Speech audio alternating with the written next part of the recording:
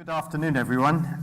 We're going to have, if my papers don't blow away, a fun last session, which please join in. We've got two wonderful speakers just to get some ideas in the room, and then it's over to a discussion which I will try and chair in a rather friendly manner as it's the end of the day.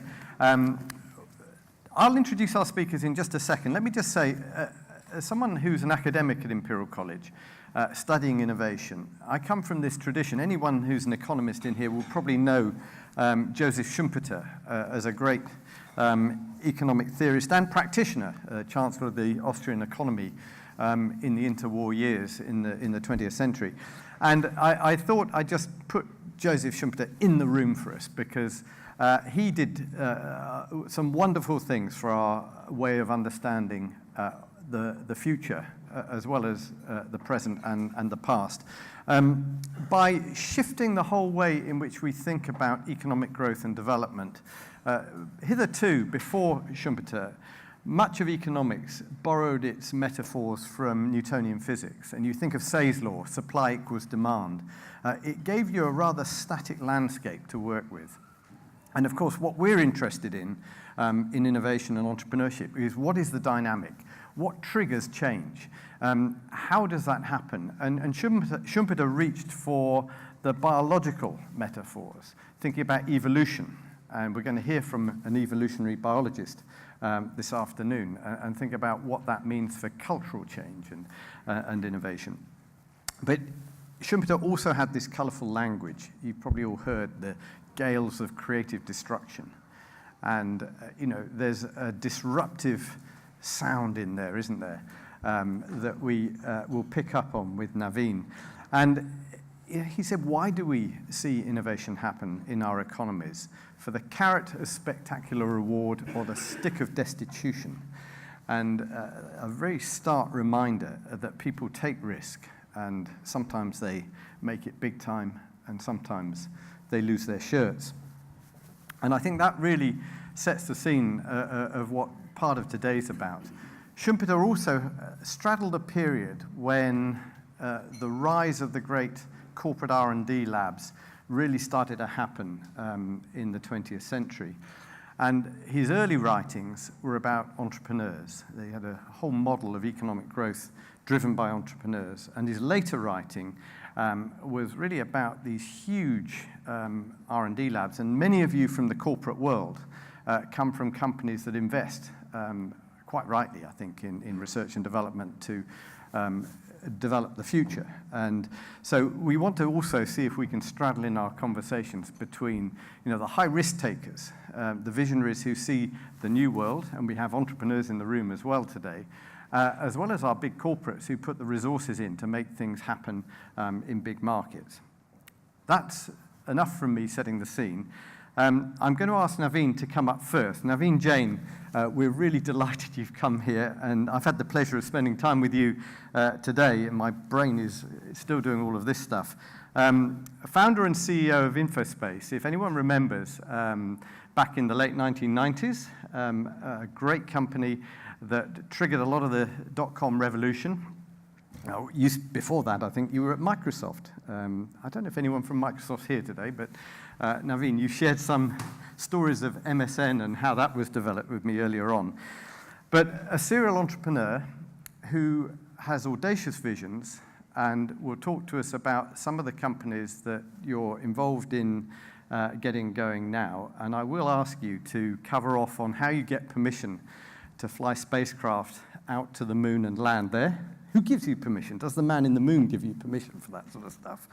And what are you doing to try and make us healthier people? So, Naveen, if you start off, and then after some questions, we'll go across to Armand, and I'll introduce him in a moment. Thank you.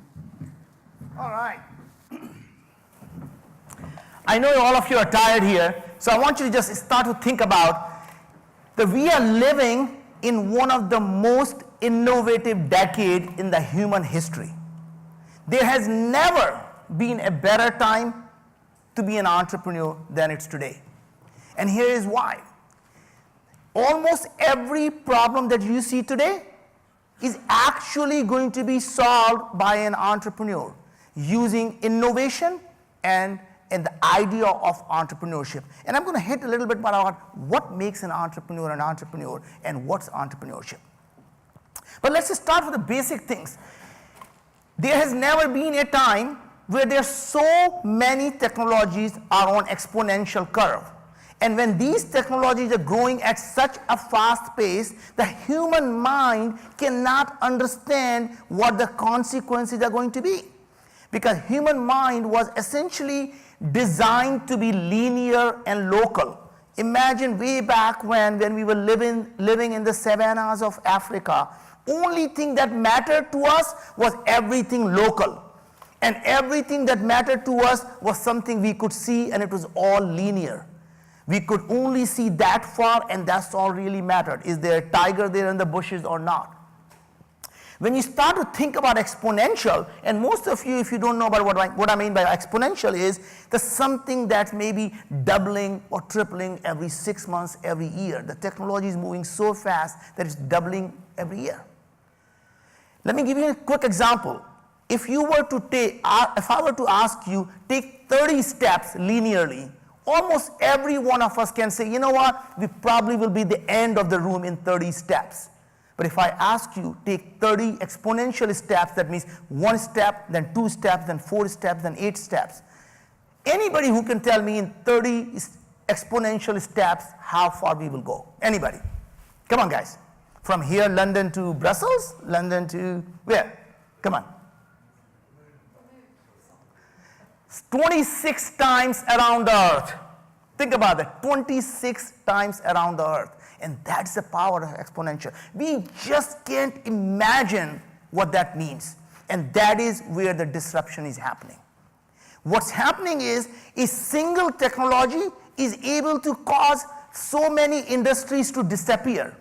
My prediction is in the next 15 years, half of the companies that you see today, which are the Fortune 100 companies or the Fortune 500 companies, will not be around. They will all be coded. They all are going to go away. And here is why. Because every industry is right now at the cusp of being disrupted. And let me give you a couple of examples of how that happens. We all know about the self-driving cars, right? Everybody can more or less can say, self-driving cars is going to disrupt the automobile industry. And the reason it's going to disrupt the automobile industry is you may no longer have to really buy a car anymore. You can literally order it on demand. One day you need the long distance car, you order electric vehicle. Next day you want to try to impress your girlfriend and you order a Ferrari. Right? And there is a car available to you. But imagine when these cars are on the road. These cars are communicating with each other. That means they can drive really close to each other. That means we don't have to build as many roads. What happens to the construction companies? The Caterpillars of the world don't need to be building as many things. If the cars don't need to be parked right next to where you work, because they can come to you when you need them, what happens to all the prime spots the parking lots have? Could they become the affordable housing? So what happens to real estate then? What if these cars are now not getting into accident? What happens to the auto insurance? Who are you insuring? If people are no longer dying in the auto accidents and we are able to prevent all the diseases and people don't die, what happens to life insurance? What happens to healthcare when no one is falling sick? What happens to education system when you don't need someone to teach you skills? Because our education system is not broken, it's simply obsolete. Just like our healthcare system is not broken, it's just obsolete. Our needs have fundamentally changed. What's happening is when there is this kind of disruption with a single technology, imagine when you have the sensors that are constantly monitoring everything that's happening inside your body, and you have artificial intelligence constantly analyzing, and you have nanobots in your body constantly repairing, and you have the things, stem cells that are constantly regenerating every organ in your body. You never ever have to be sick. What if you knew what was making you sick and you could prevent before you became sick? This is what I'm talking about, what is going on today. And when you are a corporation and you somehow believe you have all this market share and you have all this consumer power, you will always be there. What really happens is when you ask your customer what they want, they will tell you they want faster, better, cheaper, or what you do today. As Henry Ford said, if you ask the customer what they want a faster horse. They didn't want the car. They don't know what the car looks like until someone builds one and they all say, we really like you a lot, but we're going here. And that's exactly why corporations really go under. Many of you probably know the Kodak invented the digital camera, right? Kodak invented the digital camera. That's what got them out of business. What they did not realize was the power of exponential technology. When they entered, there's some guy, long beard, a geeky guy came and said they have invented it. It's 0.1 megapixel, 0.1 megapixel. And the guys laughed at them. He said, don't you see these beautiful chemical pictures? Who wants this grainy stuff? And he told them, it is really the digital stuff. Next month is going to be doubling, and the month after month is going to be doubling. And they said, it doesn't matter. It will never happen. And that is what got them out of business. And here's very interesting.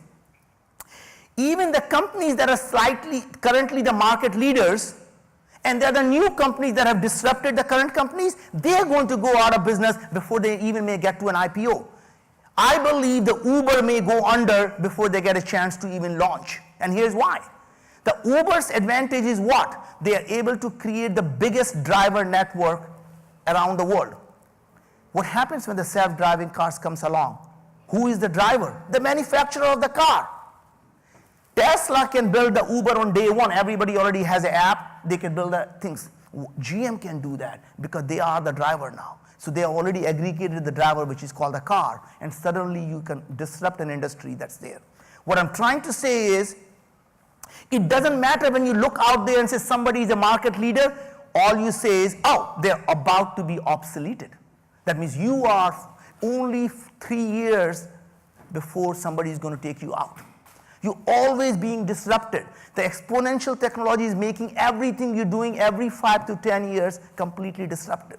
The next thing that I hear as people from who are trying to be entrepreneurs is, I want to solve the problem of healthcare or agriculture or education, but I know nothing about it. Just remember, when you know nothing about it is the biggest advantage you have. If you are an expert in your field, all you can do is to make it slightly better, incremental. You can make it better 10%, 15%, 20%. When you know nothing about it, you're able to challenge the foundation of everything that people have taken it for granted. And that's how you get 10 times or 100 times improvement. David was mentioning that I have done now 7 companies and no 2 companies have ever been in the same industry. My first company was actually on smartphones before there were any smartphones. In year 2000, I did the interview with Washington Post that you can go Google with Leslie Walker. And I told her one day, that was 7 years before Steve Jobs introduced iPhone, 7 years before. I said, one day, people are going to have a phone where they're going to be able to get their email, contacts, and the calendar. They'll be able to get their stock code. And she said, but we have Palm Pilot. Why would anybody want that on the phone? I told her people are going to be getting their messages on these phones, but one day they're going to be using their phones to make the payment. And it's a credit card. And when they drive by the Starbucks, they're going to get the coupon for it. And she said, not in our lifetime. So that's what really happens. When I started Moon Express, people said, no private company has ever landed on the moon. How can you possibly imagine you could even raise enough money to build something to land on the moon? At that time, the cost of landing on the moon would have been approximately $1 billion. And before that, when the first time we landed on the moon, it was $25 billion.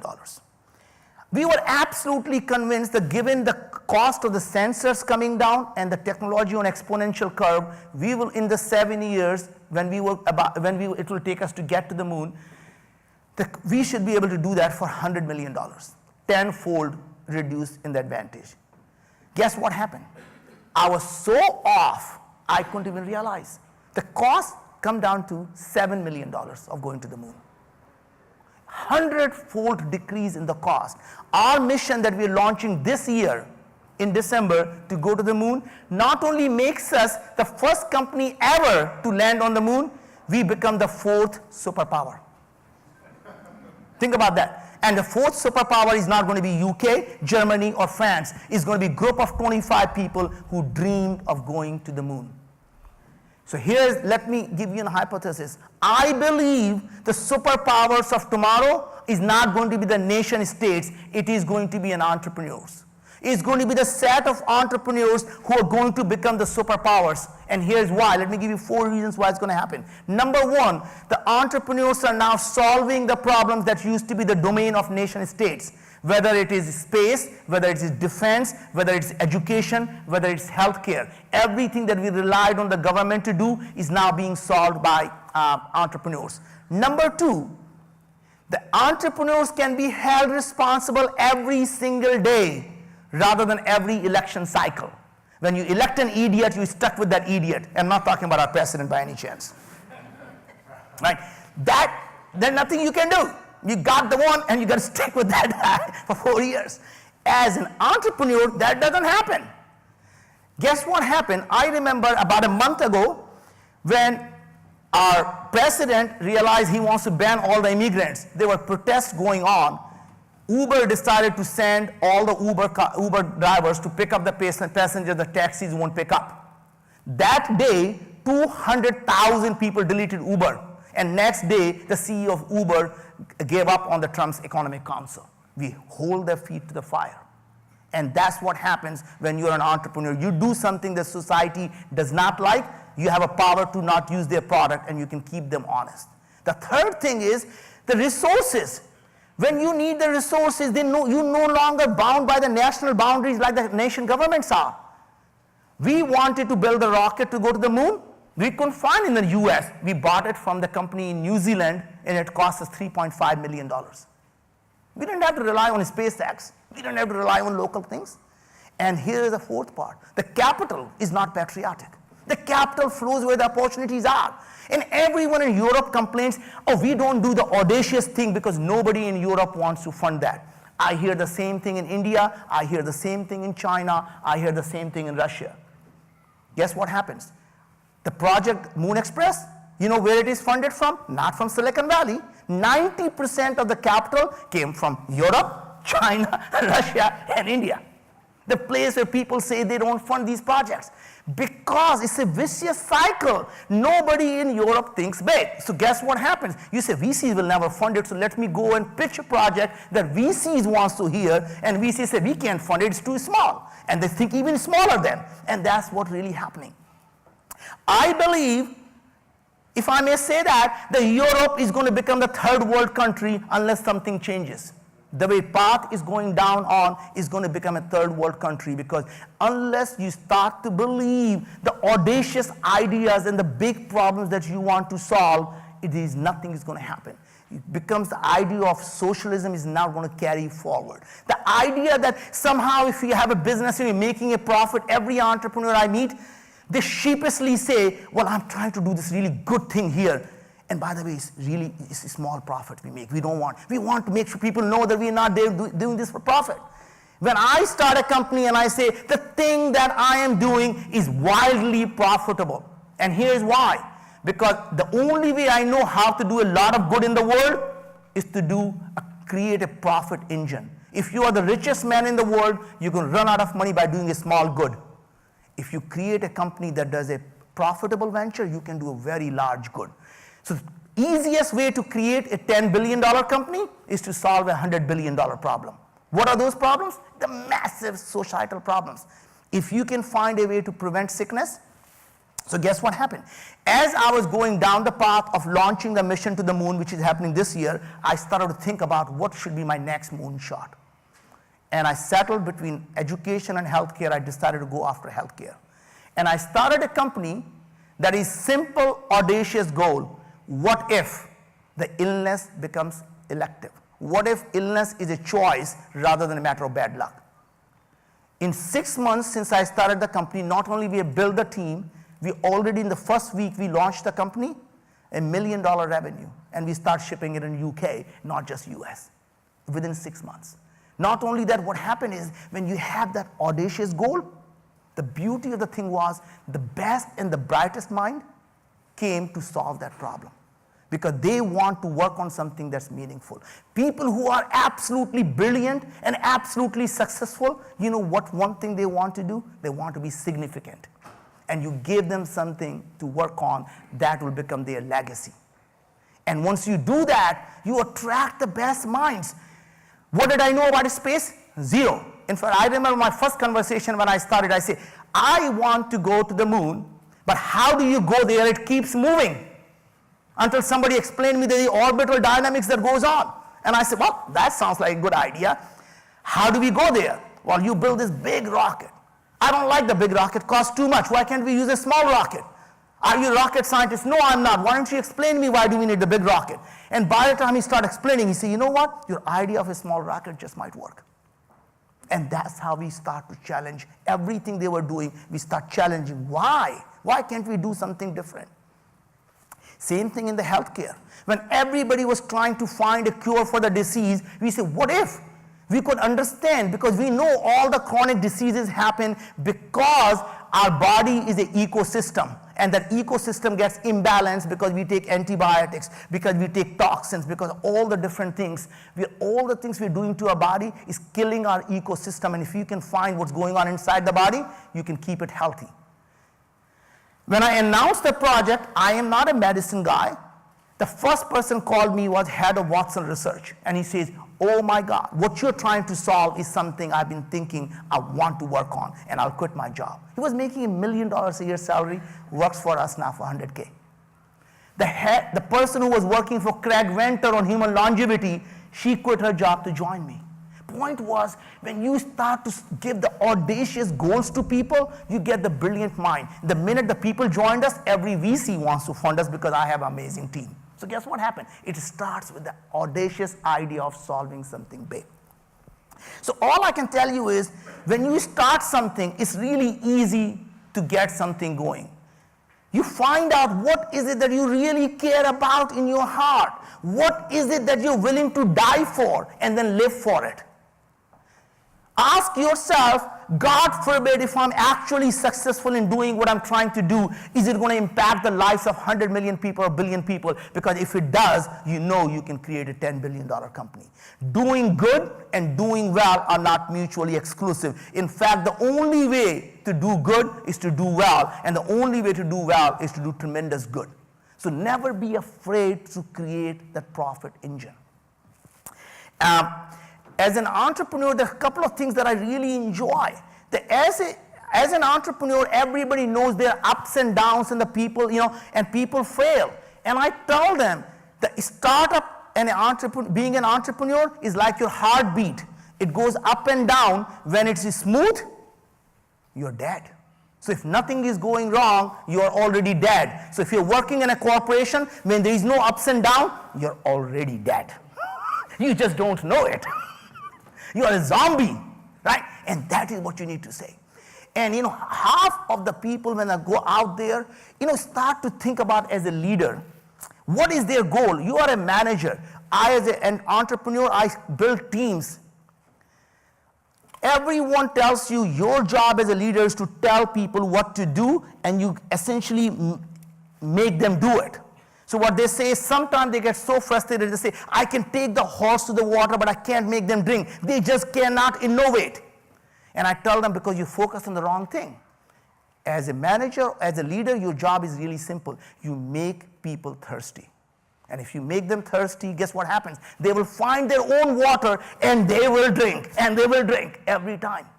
How do you make them thirsty? By giving them the intellectual curiosity, allowing them to understand why this problem can be solved. Here is all the tools in your tool chest that you can use.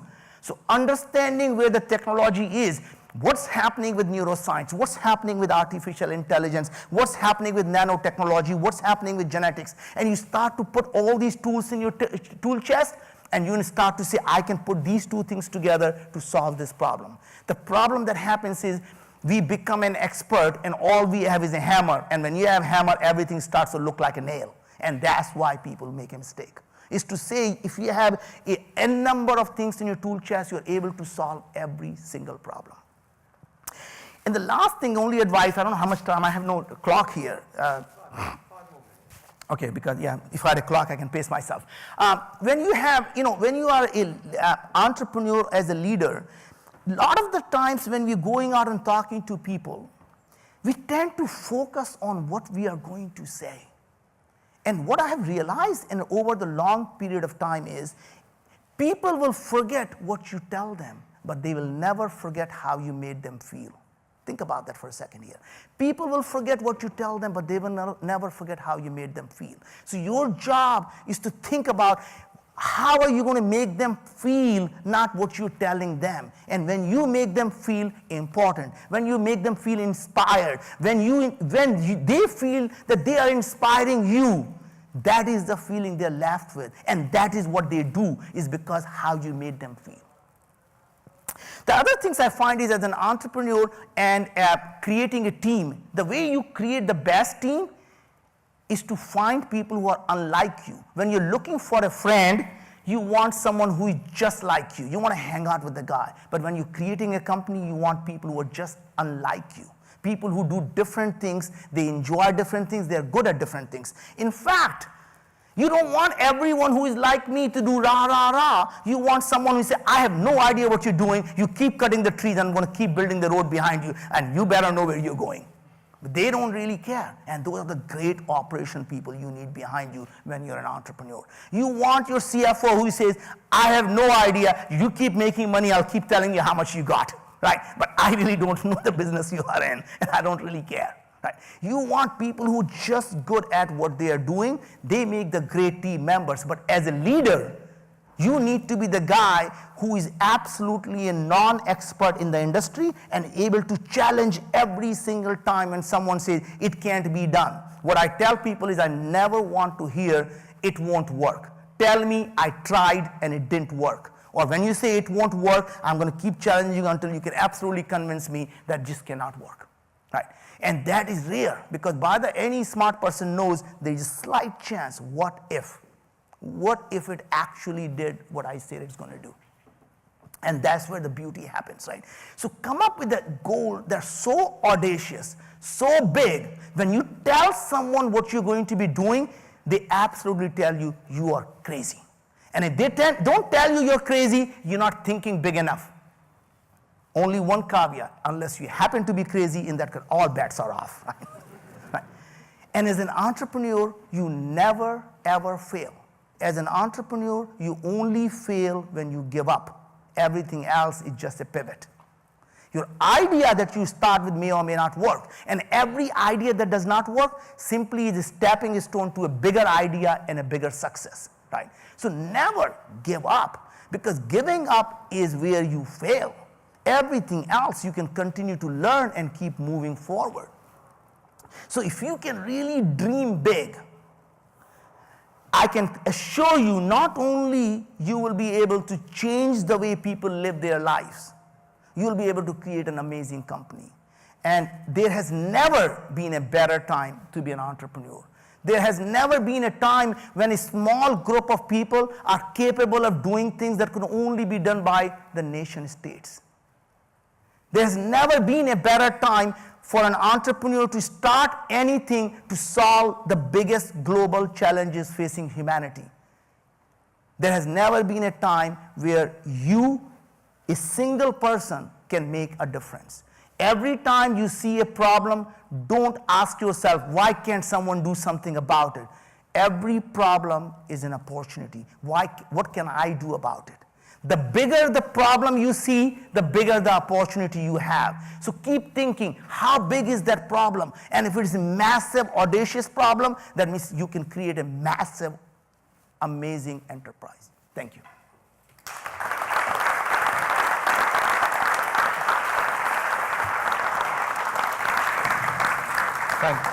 Thank you, Naveen. Before we move to our second speaker, let's just see if there are any questions. I hope that excited you or challenged you. I mean, thank you for challenging us, Naveen. Before I throw it open to your questions, I want Naveen to answer my question. How do you get permission to go to the moon? Yes. Is it the man in the moon that gives you permission? So it's very interesting, when we started the company, it's like anything else. There are 10 reasons why nobody should start a company. Nobody ever asked me, hey, even if you're able to build all the technology, how are you going to get the permission to land on the moon? Who gives you that permission? And by the way, even if let's assume you got there, is there any law that can you bring back the stuff? Who owns the moon? And if you bring back all the stuff, who owns that? Do you own it or the public owns it? We did not. It didn't matter to us. We said we'll cross that bridge when we get there. And here's the best thing that entrepreneurs do. When they cross the bridge, they burn the bridge behind them because there is no going back. If you know there is some way to go back, you always think you have a plan B. When people have a plan B, that becomes the plan A. Never look back. You burn every bridge you cross and there is no going back. You just keep moving forward. So here's how it happened. There was no department that's called Department for approving the mission to the moon. We looked for it, we couldn't find one. So we started going through the things. We said, you know what? I think NSA might be really interested in us figuring this thing out. So we went to NSA and asked them, I said, look, hey, we like to go to the moon. They say, we can give you 100 reasons why we would never allow that. All those spy satellites? Oh, there is no way we are allowing any private companies to know what we're doing. And by the way, even if you can assure us that we can take care of all the concerns, we just won't say no because it's not in our charter to say yes. Nobody ever gave us the charter to say yes. And we went to State Department, we went to CIA, we went to NASA, everywhere. Finally, we ended up at the White House. And the White House meeting was really interesting because we told them, look, as an entrepreneur, we are going to go do that. As an entrepreneur, we follow a basic rule. Basic rule is called the rule of the campground. The rule of the campground, how many people have been in the camps, right? The camp rules, at least in my part of the world, are really simple. When you're inside the tent, you follow the rules of the tent. And when you're outside the tent, you pee on the tent. So we told them clearly, said, look, we are like to launch from US and we are willing to follow the rules of the tent. You tell us not to, we can shut our camera feed down when we're going up. We'll have no cameras until we land on the moon. We will not turn the cameras on. And you can watch our feed so you know we are honoring that. Any concerns you have, we are willing to follow that. But if you say no, we launch from China and you can enjoy the really live feed of men landing on the moon. Next day, we had a permission to land on the moon. And then we asked, what about the things we bring back? And President Obama signed into the law that says anything that we get to bring, we own it. And that's how entrepreneurs work. Thanks. Do we have have we stimulated any specific thoughts or questions? Any industry, any question you may have, I can help you at least think through about what are the big audacious goals and how you can do it. Now you know why oh, good. I was wondering, now you know why the corporates are already dead. Have we got a microphone or anything that we can... I don't think so. Oh, please shout. Yeah. Try to speak loud. Yeah. Do you want to say where you're from? Yes. Simon Timmermans, Imperial College, Electrical Engineering.